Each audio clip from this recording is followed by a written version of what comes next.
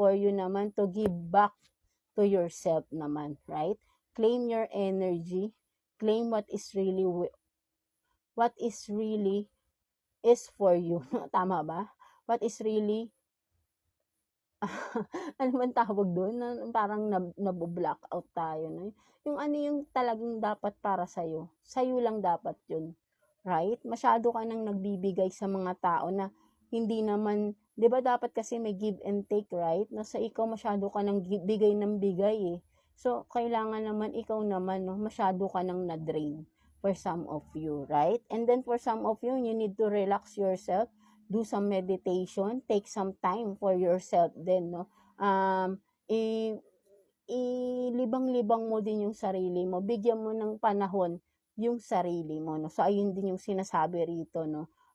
Focus on yourself, 'di ba? Self-love, self-care ka, no? So, ayun yung sinasabi sa iyo dito ni universe para magkaroon ka ulit ng confidence sa iyong sarili, no? Something like that, no, mga Scorpio, no? So, yeah, that's it for you, no? I hope na naka-resonate kayo sa reading ninyo today, mga Scorpio natin. So, yeah, that's it. God bless you all, and thank you for watching, Scorpio. So, yeah, let's continue with you, Pisces. So, kamusta kayo dyan, mga Pisces natin? Anong meron sa inyo right now, no? Mga Pisces natin, no? So, let's see. Message advice ng iyong inner self, no? Mga Pisces natin. Kuha tayo ng one card for you, Pisces.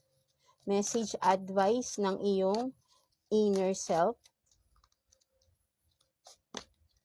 So, reminder, you are loved. No, so sinasabi rito ng inner self mo, no, Pisces, no, lagi mong tatandaan na mahal ka, no, ng mga tao sa paligid mo, ng person mo, if you have person in life na meron ka ng partner, or ang pinaka number 1 na nagmamahal sa atin, ang ating source, si God, si universe, right?